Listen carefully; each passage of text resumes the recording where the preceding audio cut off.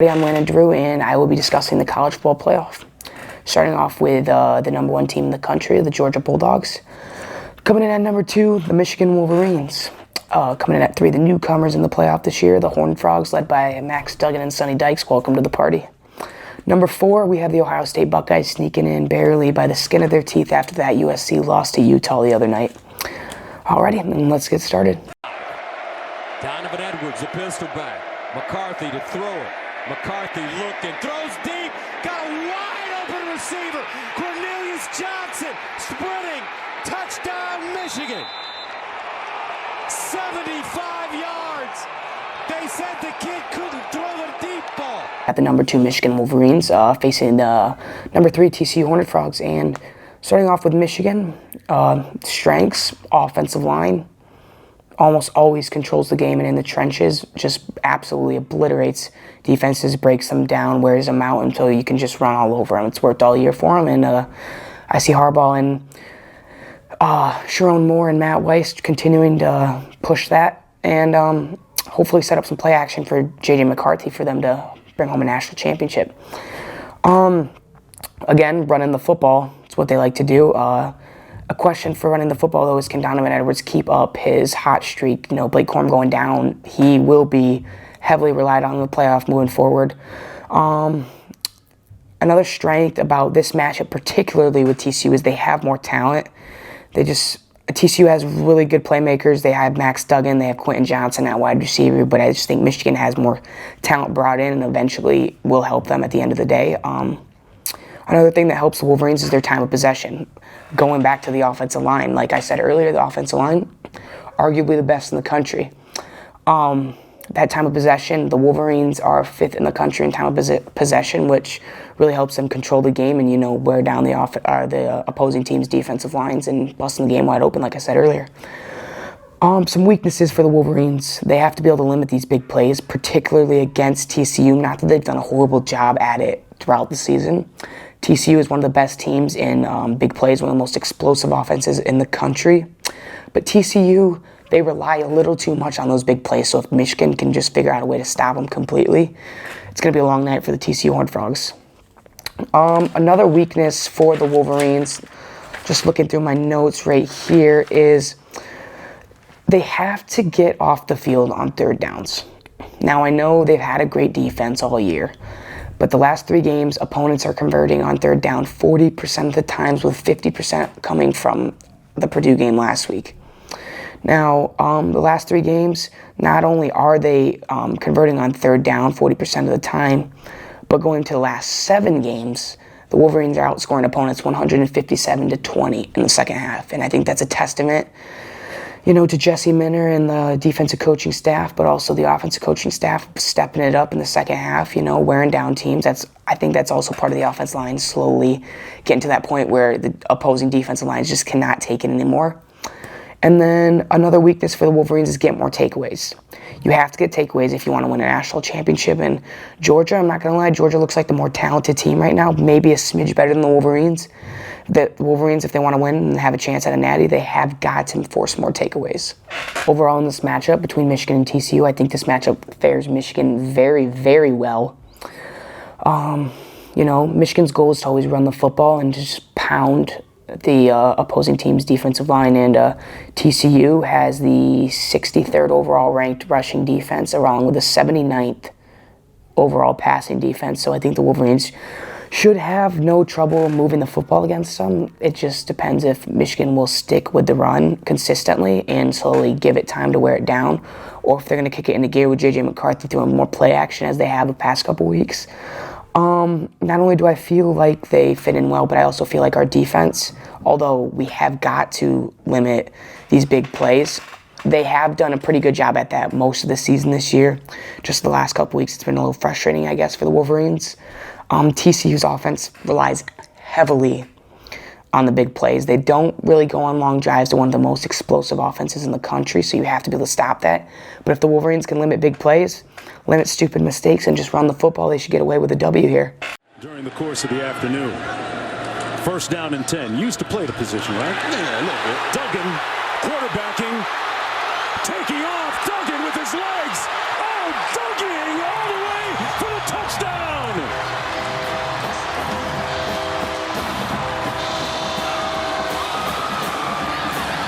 next up, I will be discussing the TCU Horned Frogs. TCU, just a great story this year, coming off a 5-7 season last year, and Sonny Dykes really turning it around, and you just got to be happy and, just impressed with that program. Some of TCU's strengths, let's start with their Heisman Trophy runner-up quarterback, and Max Duggan. That kid is a stud. Leaves it all out on the field. We saw that against Kansas State, even though they came up short in a loss. He did everything he could to will his guys back into the game for him, and he did it. They just came up a little bit short. Another thing about TCU that I want to talk about is their offensive explosiveness. They are the 6th-ranked scoring offense in the country, and very rarely do they go on long, methodical drives, very opposite of what Michigan does. Michigan loves those methodical drives. TCU loves those big plays. Another strength is their number 1 wide receiver is Quentin Johnson with 903 yards on the season. He's Duggan's go-to target, and if he can get open against Michigan, it's going to be a long day for the Wolverines' defense and secondary. Another guy I want to talk about is Kendre Miller, TCU's running back. Leader for him this year with over 1,374 yards and 17 touchdowns on the season. Very impressive for that young man. Some weaknesses I want to talk about with the TCU team is their rushing defense is 66th in the country, so it's not going to cut against that Wolverine offensive line unless they step it up a little bit. Another thing is they're 79th overall ranked pass defense. I know Michigan's not big into passing the football, but they've shown, especially against Ohio State, even against Purdue a little bit, that if they want to pass the ball, they can. And so TCU can have to crack down a little bit in the secondary to have a chance against the Wolverines. Let's see. Can they win close games against good teams? So we've seen all throughout this year, TCU, the one close game they played against a really, really good team, I'd have to say, is Kansas State. You could talk about Texas being a really, really good team. That's for another day. They played a close game against Kansas State, and they came up short. And I know they beat Kansas State earlier in the season, but that was a 10-point game. It wasn't as close. Stakes were higher in the Big 12 championship game. So can TCU not only continue to have explosive plays on the offensive side of the ball, but can they win the close game?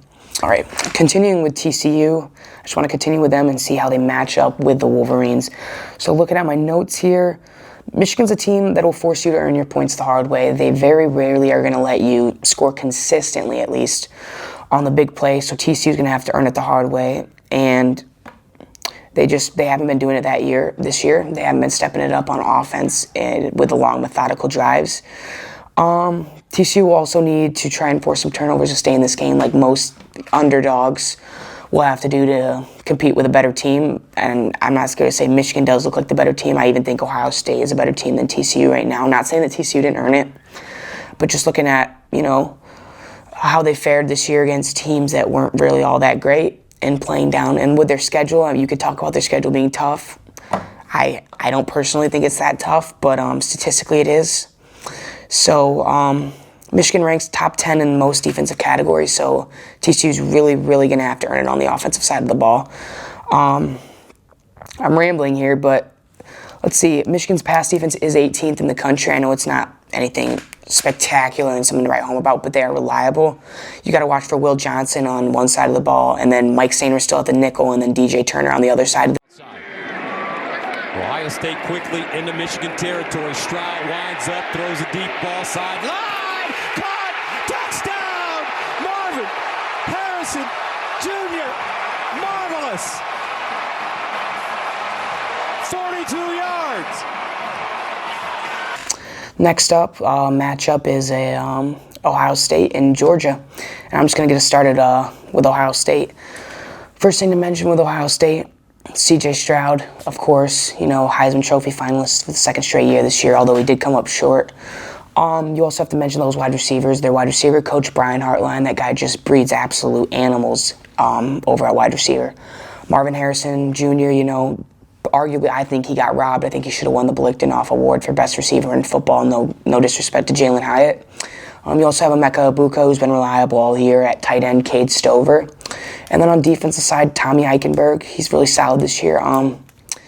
My opinion, Ohio State football has the best offense in the country, averaging 44.5 points per game.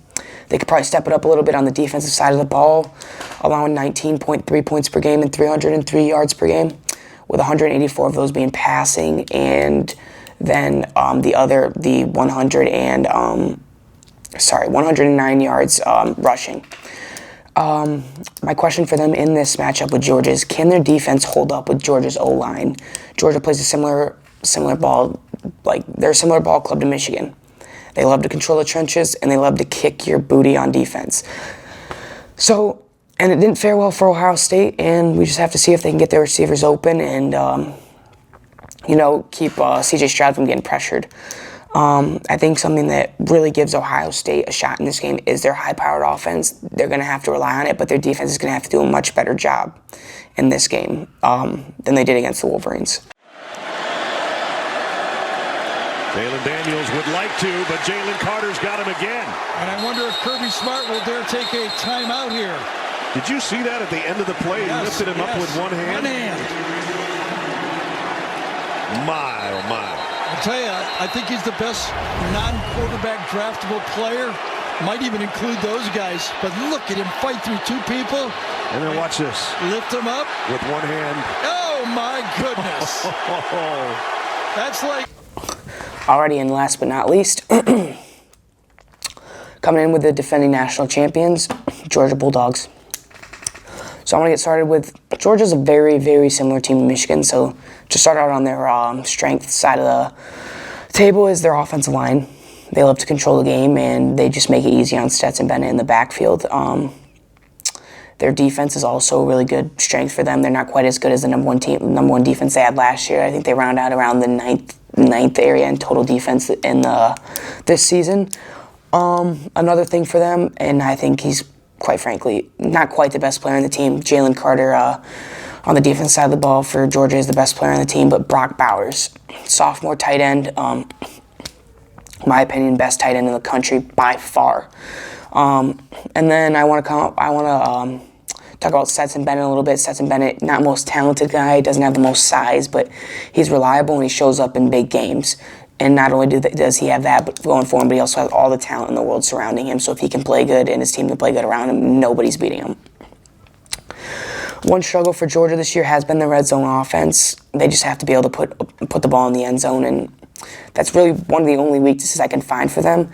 Other than their secondary has to step up a little bit. The last couple games they've been sliding, but allowing 502 yards to Jaden Daniels and the LSU Tigers isn't going to cut it for them. I think Ohio State's key to beating Georgia is pressuring Bennett and make him have a bad day. Two of Georgia's closest games, probably the only two close games for Georgia this year, was against Kentucky. It was a 16-6, very boring victory. Stetson Bennett had somewhere around 119 yards and an interception, no touchdowns. And then Mizzou, they were down for a while, and they kind of slowed down that offense until they finally came back and won by 4 late. So I think Georgia matches up relatively well with Ohio State.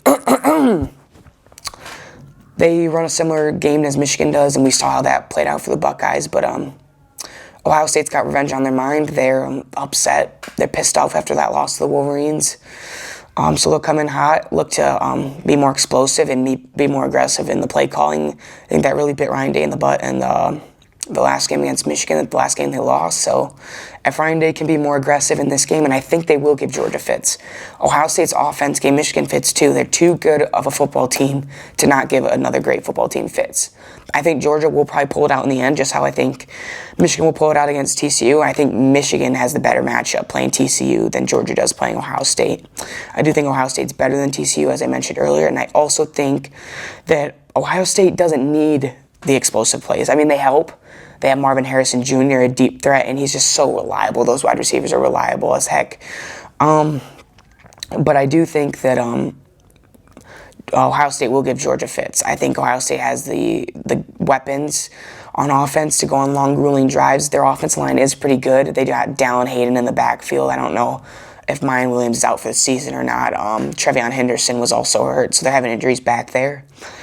But once again, Georgia just plays so similar to Michigan, and Georgia's probably a smidge better than Michigan right now. I think they're the favorites. I think if Michigan wants a shot at beating Georgia, Michigan has to play their brand of football, which is the same as Georgia's, but they just have to play better. And to wrap things up, I have Georgia defeating Ohio State narrowly, 34-28, and then I have the Wolverines trouncing the TCU Horned Frogs 41-24 with a matchup between Michigan and Georgia, who I think Georgia will be favored, but you never know. Thanks for watching.